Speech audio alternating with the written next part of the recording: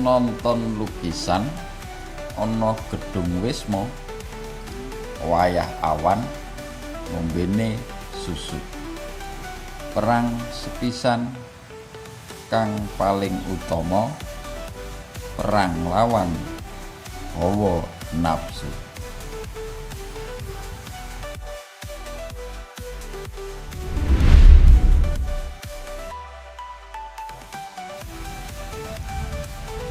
Masuk angin mertombo dukun, dudu barang sarate iwak gurame.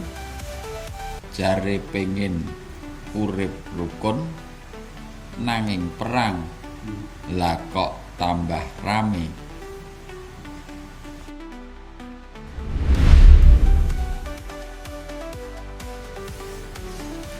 Menyang Serang direwangi nglangi, nguber kalih kayu sing dipokokne.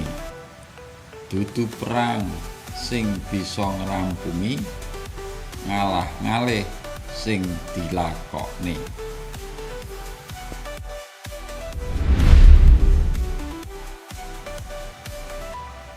Rada kerep nandur sukun, winih saka kubah jumlah 1 juta.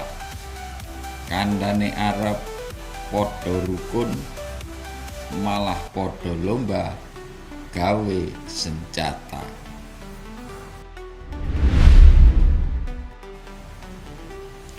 Rada nyeleneh regane larang, gamelan slentem marem bab swara.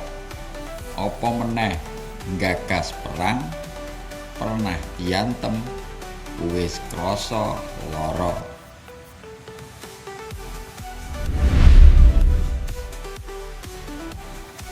Pemain serep saka Dumai jago nyerang, pinter ngegolne. Kandhane arep urip damai, nyatane perang sing digedhekne.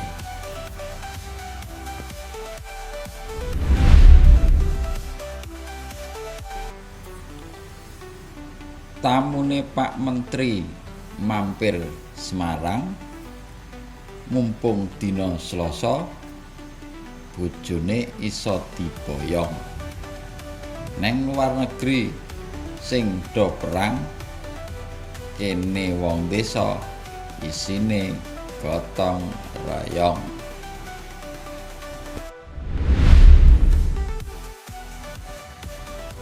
Tugu Muda patunge asli Semarang, cedhak Lawang Sewu, mrono iso bareng. Ora ana untunge babakan perang, kalah dadi awu, menang dadi areng.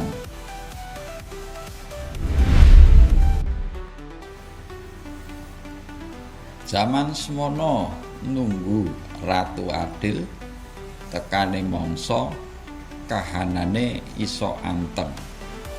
Wis do kono sing duwe bedhil, kene wong desa duwene plinteng.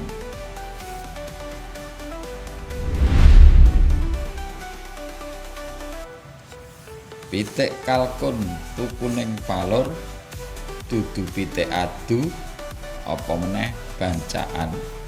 Penting rukun kabeh sedulur, ora usah padu marake berantakan.